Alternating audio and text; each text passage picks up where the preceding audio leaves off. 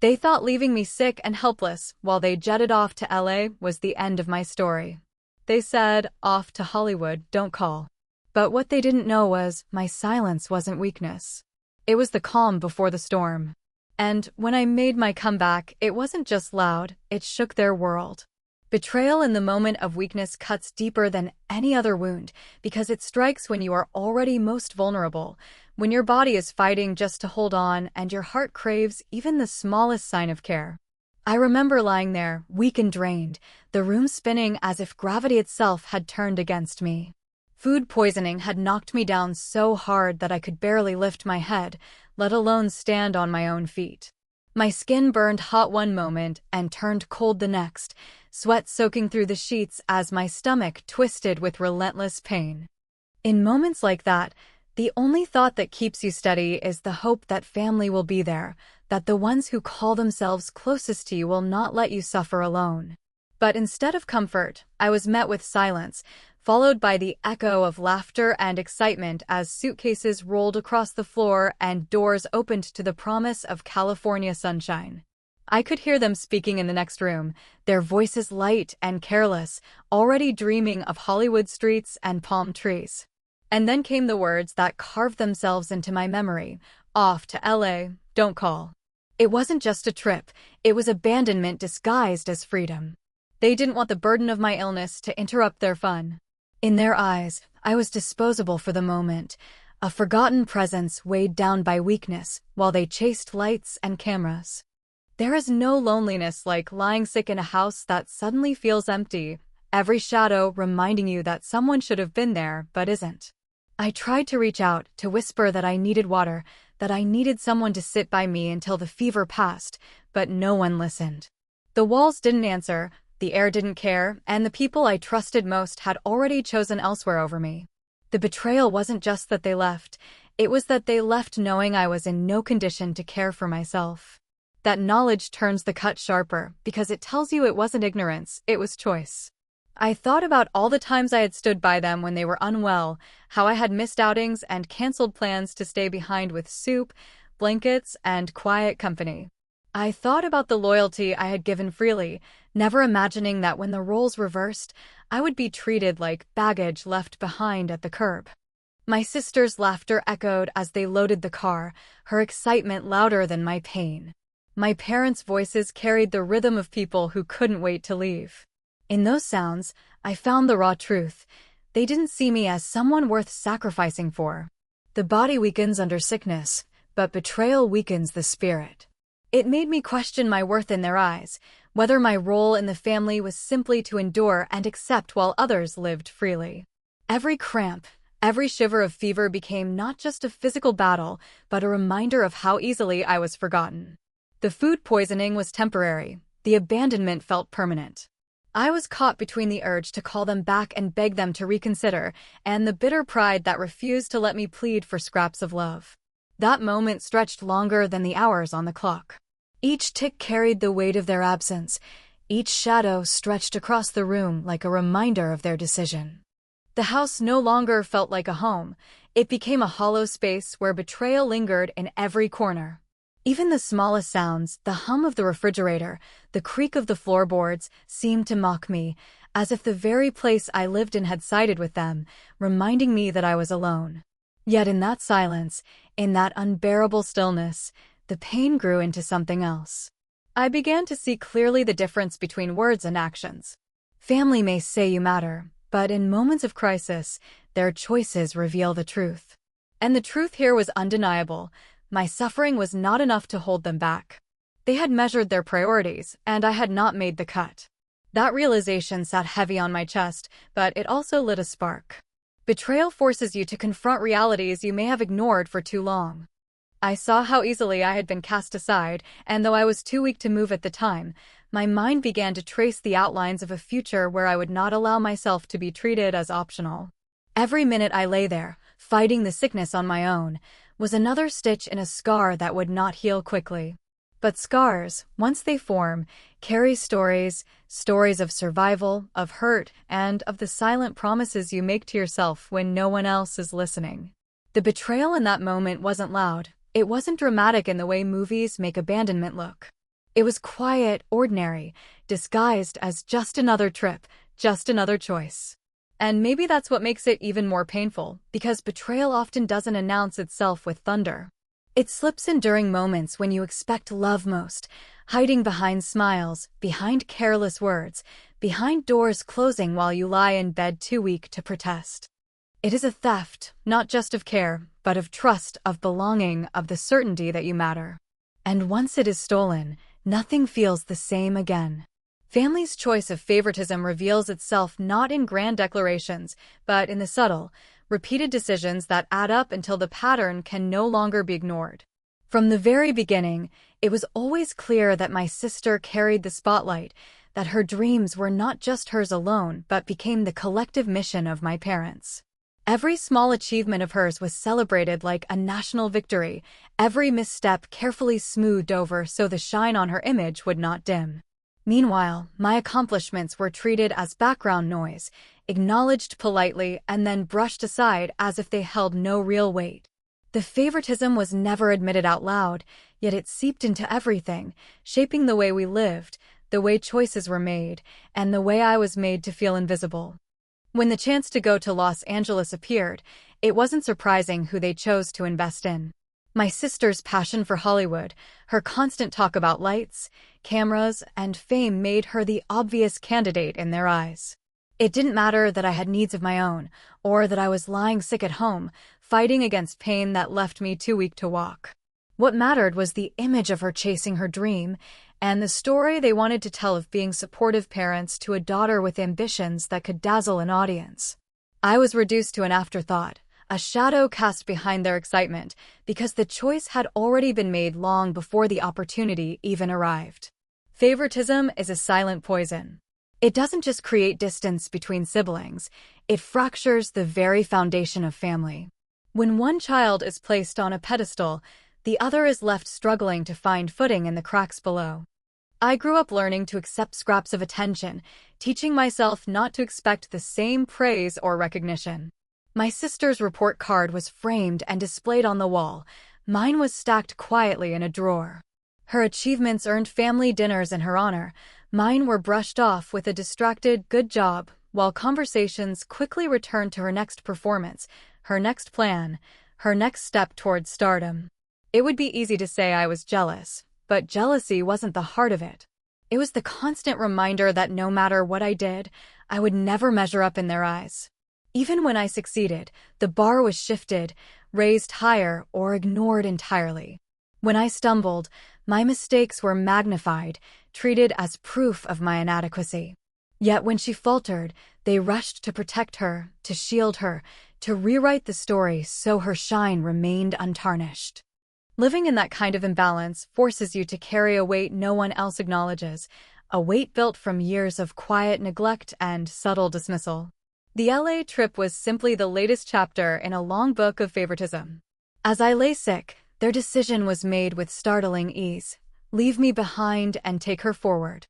They convinced themselves it was practical, that I would recover, and that I would understand.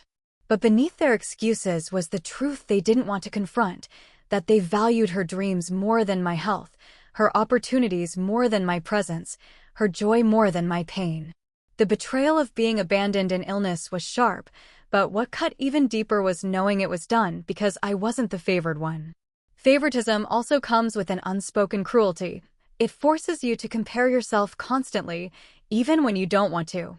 I never asked to be measured against her, but the family dynamic made it unavoidable. Every holiday, every gathering, every conversation circled back to her. My identity was shaped in contrast, as if my only role was to highlight her brilliance by existing in the shadows. Even my silence became a kind of service. If I didn't protest, if I didn't demand, then her spotlight could shine unobstructed. And so I stayed quiet, swallowing down the bitterness, until moments like this revealed just how deep the wound had grown. Watching them pack their bags while I lay in pain wasn't just abandonment, it was a declaration of priorities. Their laughter, their excitement, their willingness to overlook my suffering made it clear her journey mattered more than my well-being. That realization cemented what I had always suspected, that in the story of our family, I was never meant to be the main character. I was the background figure, useful when needed, invisible when not. What they didn't understand was that favoritism doesn't just damage the child left behind, it weakens the bond of family itself. Every choice they made in her favor created distance, a fracture that grew wider over the years. By the time they left me sick in bed to chase Hollywood dreams with her, that fracture had become a canyon. Their favoritism had taught me not to expect fairness, not to expect balance, not even to expect love in its truest, unconditional form. It taught me instead to brace for disappointment, to prepare for neglect, to understand that no matter how much I gave, I would always receive less in return. The bitterness of favoritism lingers because it strips away not only equality but also dignity. It tells you over and over that your worth is conditional, measured against someone else's shine. And when the choice was made to leave me behind, it wasn't just about a trip to LA, it was about every unspoken message they had sent my entire life, crystallized into one painful decision. Silent suffering, hidden strength becomes the most powerful weapon when no one notices what you are going through, when every cry for help echoes back in emptiness and you are forced to carry the weight of pain alone. Lying in bed, fever burning through me and nausea twisting my stomach, I realized no one was coming through that door. The voices had faded, the car had driven away, and the silence pressed down heavier than the sickness itself. In that silence, I had to confront the truth that my pain didn't matter to them, that my well-being had been measured, weighed, and dismissed in favor of someone else's excitement. What they didn't realize was that silence has a way of reshaping a person, forging strength out of despair and fire out of betrayal. Every minute felt like a test. The weakness in my body tempted me to give up, to wallow in misery and self-pity, but another part of me resisted. I couldn't rely on anyone else, so I had to dig deep into reserves I didn't even know existed. I dragged myself slowly to get water when my throat felt like it was burning. I forced myself to endure waves of sickness with clenched fists. I fought against dizziness just to keep myself upright long enough to find relief. The effort was brutal, but it was also transformative. With every struggle I endured alone, I discovered a strength that had always been buried beneath years of being overlooked. There is something about suffering in silence that awakens a resilience others cannot see. While they were laughing under palm trees, I was learning what it meant to survive on my own. The pain sharpened my focus, teaching me patience and endurance. Each shiver, each cramp, each tear shed in solitude became part of a process that hardened me, that taught me not to wait for someone else to save me. In the absence of support, I became my own caretaker, my own voice, my own source of comfort. And in doing so, I realized that strength doesn't always roar. It often hides quietly beneath the surface, revealed only when circumstances demand it. The hidden strength I found wasn't loud or dramatic. It wasn't the kind you show off to earn applause. It was quiet, steady, built from the small victories of surviving one moment after the next. It came from realizing that I could endure being left behind and still find a way to keep going.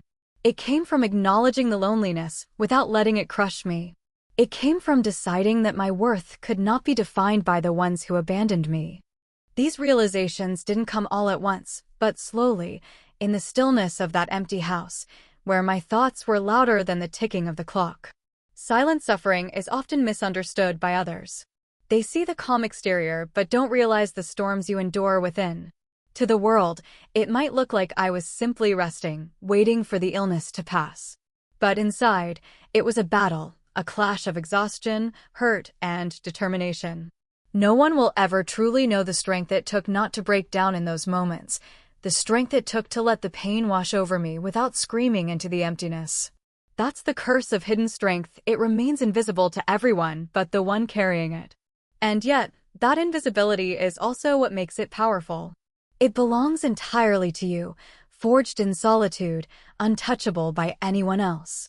As the hours dragged on, I began to see how much I had underestimated myself all along. I had always believed I needed their approval, their validation, their presence to feel secure. But in silence, stripped of all support, I discovered I could endure more than I ever imagined. My body was weak, but my spirit grew sharper, clearer. Every ache became fuel, every pang of loneliness became a reminder that I could not be broken by neglect. I learned that strength isn't just about standing tall when everything is perfect, it's about finding a way to rise even when you're left crawling on the floor, unseen and unheard. This hidden strength also revealed another truth, that silence is not just emptiness, it is a space where clarity blooms. In their absence, I began to see the relationships in my life more clearly, to recognize patterns of neglect I had ignored before. The pain stripped away illusions, leaving only the reality that I had been treated as less, time and again. That clarity hurt, but it also gave me power. It gave me the determination to stop waiting for fairness, to stop yearning for recognition from people who had already shown me where their priorities lay. The strength born from silent suffering became the seed of independence, the beginning of a new resolve to rely on myself first. Hidden strength is not about proving others wrong in that moment. It is about surviving long enough to realize that you have more inside you than you ever gave yourself credit for. It is the grit of enduring the night without anyone to check in, the persistence of forcing yourself to take a sip of water when your stomach rejects it, the stubborn refusal to collapse under the weight of abandonment. It is the ability to sit in silence, to cry without witnesses, and to rise afterward with a heart that still beats with determination. While they enjoyed the glamour of Hollywood, I was undergoing a different kind of journey, one they would never understand. Mine was not marked by bright lights or cameras, but by the quiet resilience of facing darkness alone. And though no one clapped for me, though no one cheered my survival, I knew deep down that what I gained in that silence was more valuable than anything they could have offered me. It was the discovery that even in abandonment, even in weakness, there is a strength that cannot be taken away, a strength that reveals itself only in the quietest, loneliest hours when the world turns its back and you are left to fight alone. The turning point, regaining power, never arrives with a grand announcement. It creeps in quietly, often in the aftermath of despair, when you are too exhausted to expect change, but too stubborn to give up. After the fever broke and the nausea began to fade, I lay in the same bed where I had once felt abandoned, but this time the silence sounded different. It no longer felt like a punishment, it felt like a canvas. In that quiet space, something shifted inside me. I realized that while my family had left me behind, they had also left me free. Free from their shadow, free from their control, free to redefine myself without waiting for their validation. That was the first flicker of power, the realization that my strength did not depend on their presence. Regaining power often begins with small acts that seem insignificant in the moment, but accumulate into transformation. The first step was taking care of myself not out of necessity, but out of choice. Drinking water without resentment, preparing food with my own hands, even if it was plain and simple, standing in front of the mirror and telling myself that survival was not just enough, it was the beginning of something larger. Each action became a declaration that I could rely on myself, that I did not need them to determine my worth or my direction. What once felt like abandonment began to feel like opportunity, because in their absence I learned what I could do on my own. With each day, I started to see the dynamics of my family differently. Their favoritism, their choices, their dismissal of me were not reflections of my inadequacy, but mirrors of their own flaws. For years, I had internalized their treatment as proof that I was lesser, quieter, less deserving. But the turning point was recognizing that their inability to value me did not mean I lacked value. It meant they were blind to it. That awareness was liberating. It gave me permission to stop chasing their approval, to stop bending myself into shapes that might earn their recognition. Regaining power meant reclaiming my narrative from the shadows they had cast. The shift wasn't loud, but it was steady. I began to dream without asking for their permission. I started imagining a future where I didn't have to compete for scraps of attention or justify my existence. I allowed myself to believe that my own goals, my own passions, could matter just as much as my sister's Hollywood ambitions. For the first time, I wasn't measuring myself against her, and that was the true rebirth of power. The comparison that had haunted me for years began to dissolve, leaving room for something new, self-definition. The turning point also revealed itself in the way I carried the memory of their betrayal. At first, it was a wound, raw and consuming, but slowly it became fuel. Each recollection of lying alone while they chose her dreams over my health reminded me why I needed to change, why I couldn't remain the person who quietly accepted neglect. Power does not come from pretending the hurt never happened. It comes from holding it, studying it, and then using it as a reason to rise. My pain became the foundation for my strength, my loneliness the blueprint for independence. Regaining power meant refusing to be silent any longer. I didn't confront them immediately, I didn't shout or demand apologies, but I changed the way I responded to their presence. When they returned, glowing with stories of LA, expecting me to smile politely and fade into the background, I didn't. I let the silence linger, not as weakness, but as resistance. I carried myself differently, not with loud defiance, but with a calm assurance that unsettled them. They could sense the difference even if they couldn't name it. That was part of the power, redefining the terms of the relationship without asking for permission. Power also meant building a world outside of theirs. I started reaching out to people who saw me as more than a shadow, who recognized my worth without needing me to prove it. I invested time into my own growth, exploring interests that had nothing to do with pleasing them. Each step I took away from their control felt like reclaiming a piece of myself they had long ignored. I realized that the family I was born into didn't have to be the sole source of belonging, and that sometimes power is found in creating your own circle rather than waiting to be included in someone else's. The turning point wasn't about revenge in the traditional sense, it was about transformation. It was about looking at the same situation that once broke me and seeing it as the reason I was now stronger. Their choice to leave me behind had been cruel, but it had also been clarifying. It showed me that I could not depend on them, and in learning that lesson, I became unstoppable.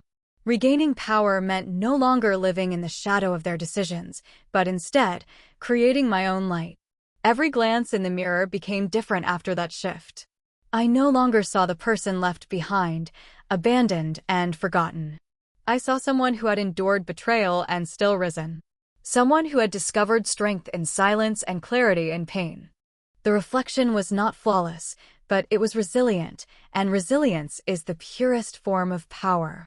The turning point wasn't a single moment, but a collection of them, each one building upon the last, until the person who once felt powerless now stood with a sense of control that could not be shaken. Unforgettable comeback is born not from the desire to impress, but from the deep, aching need to reclaim dignity, to prove to yourself and to the world that you are more than the way you were treated.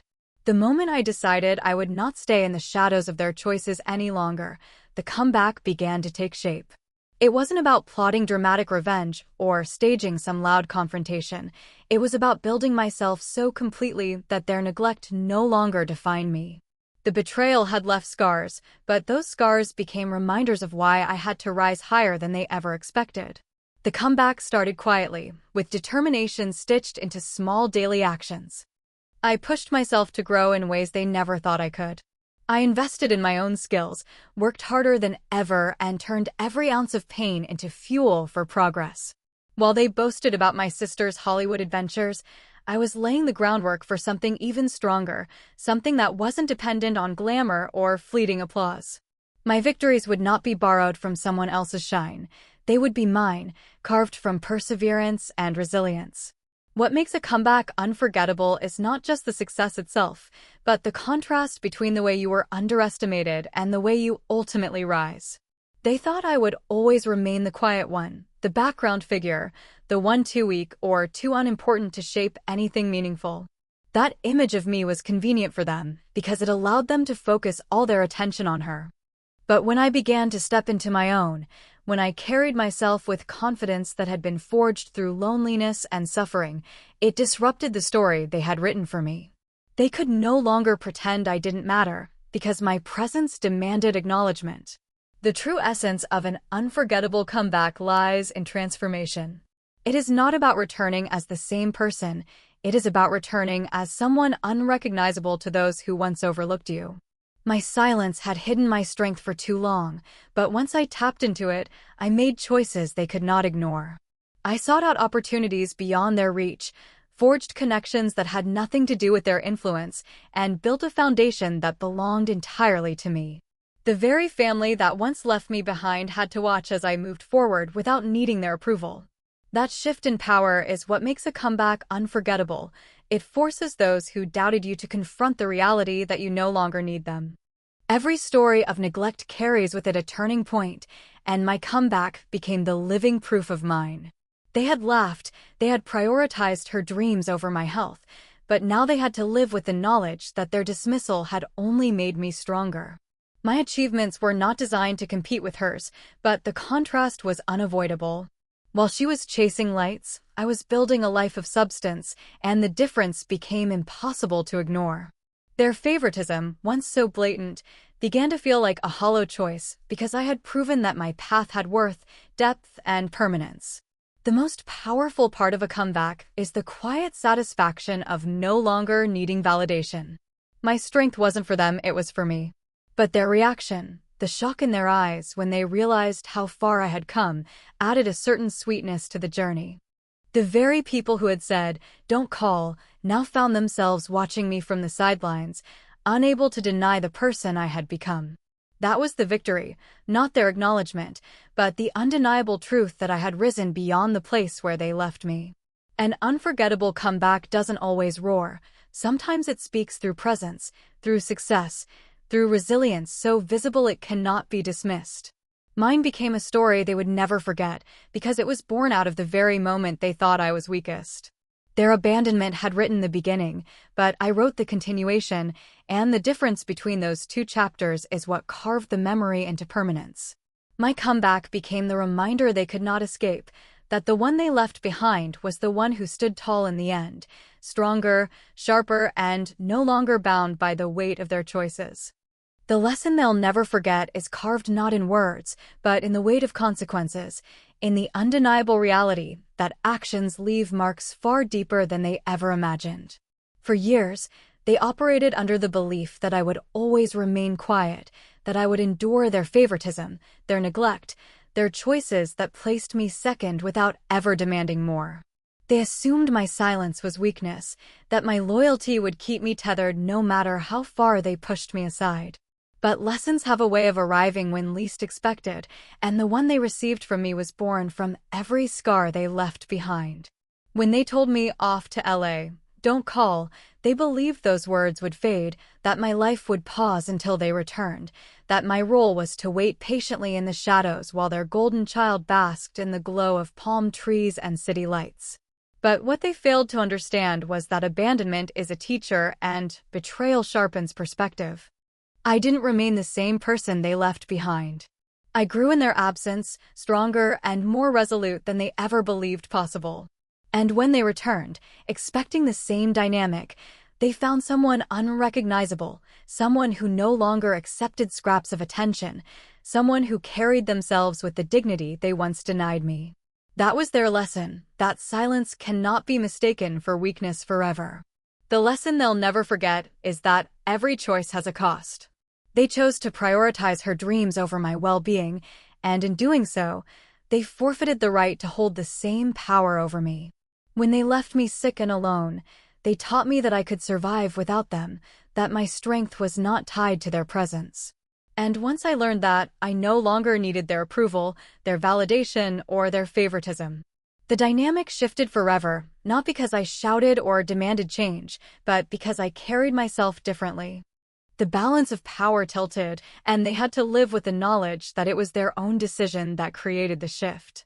There is no lesson more unforgettable than realizing too late what you've lost. For them, it was the discovery that the child they had underestimated, ignored, and cast aside had transformed into someone they could no longer control. They could no longer dismiss me as background, no longer comfort themselves with the illusion that I would always be there no matter how they treated me. Their favoritism had once fueled their confidence, but now it became their regret, because they saw clearly what their neglect had cost them: my trust, my loyalty, my quiet acceptance. The lesson also lived in the way others began to notice the change. People outside the family started recognizing my accomplishments, acknowledging the resilience I had built from years of being overlooked. Those same relatives and friends who once praised only my sister began to shift their attention, their words, their respect. And my parents, my sister, had to watch as the narrative they had worked so hard to protect, the one where she was the star and I was the shadow, crumbled before them. They had created the conditions for my rise without realizing it, and now they had to bear the sting of knowing their own decisions fueled the very comeback that outshined their favoritism. The lesson they'll never forget is that neglect is never harmless. They might have thought leaving me sick at home was a small choice, a temporary sacrifice in the name of opportunity, but it became the defining moment that broke their hold over me. It was the moment that revealed their true priorities, and once I saw that truth, I could never unsee it. They taught me through their actions to stop relying on them, to stop waiting for fairness, to stop hoping for balance. In trying to elevate one child, they created another who no longer needed them, who learned independence the hard way but carried it like armor. And so, the lesson remains, etched into their memories every time they look at me and realize the person they left behind is not the one who stands before them now. They cannot rewrite what happened, they cannot undo the betrayal, and they cannot ignore the transformation their choices set in motion. The lesson they'll never forget is simple yet devastating. The moment they thought they had abandoned me for good was the very moment they ensured I would rise beyond them, stronger, untouchable, and unwilling to ever be treated as less again.